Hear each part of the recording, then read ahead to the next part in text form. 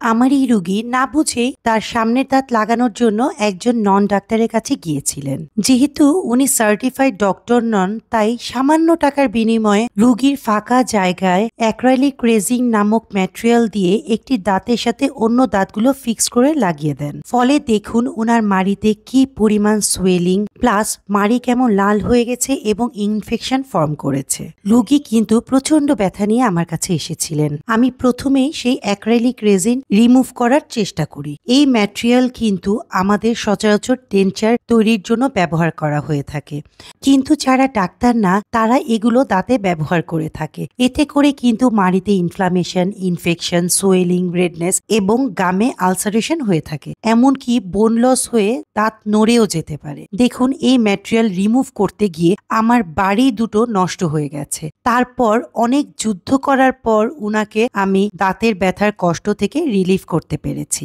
এরপর উনাকে আমি জিজ্ঞাসা করলাম উনি কতদিন আগে এই দাঁতটি লাগিয়েছিলেন। উনি বললেন 2 মাস আগে। তাতেই দেখুন উনার একটি দাঁত ভালো মতোই নড়ছে। 2 দাঁতের ফাঁকে ফাঁকে পর্যন্ত মেডিসিন ঢুকেছিল। এতে করে কিন্তু উনার পেরিওডন্টাল পকেট তৈরি হয়েছে, যা দাঁত এবং মাড়ির জন্য অত্যন্ত ক্ষতিকর। রোগীদের উদ্দেশ্যে একটি কথাই বলতে চাই, সামান্য টাকা বাঁচানোর জন্য কখনোই আপনারা সার্টিফাইড ডাক্তার ছাড়া অন্য কাউকে দেখাবেন না।